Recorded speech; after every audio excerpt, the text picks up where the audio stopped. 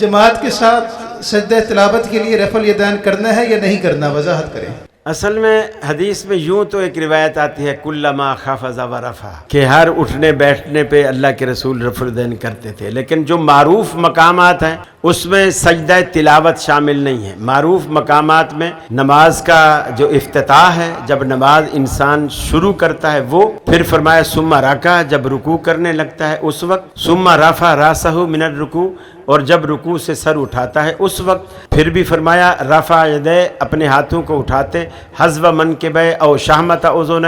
یا کندھوں کے برابر یا کانوں کے لو کے برابر، اور تیسرا اس مقام پر آپ نے فرمایا کہ اذا قام من الرکعتین رفع یدہ، جب اللہ کے رسول دو سجدوں کے بعد یعنی پہلی رکعت پوری پڑھنے کے بعد جب تیسری رکعت کے لیے کھڑے ہوتے تب بھی آپ رفع الیدین کرتے، اور لا یفعل ذلک فی السجود، سجدوں میں ایسا نہیں کرتے تھے، یعنی ایک سجدہ کر کے بیچ والے جو جلسے والا وقفہ ہے اس وقفے میں پھر دوسرے سجدے کے لیے رفع الیدین نہیں کرتے تھے۔ یہ اس ضمن میں آ رہا ہے لا یفعل ذلک فی السجود، کہ سجدوں میں آپ ایسا نہیں کرتے تھے۔ مجھے تو اس کا اطلاق اس پر زیادہ بہتر نظر آتا ہے، واللہ اعلم بالصواب۔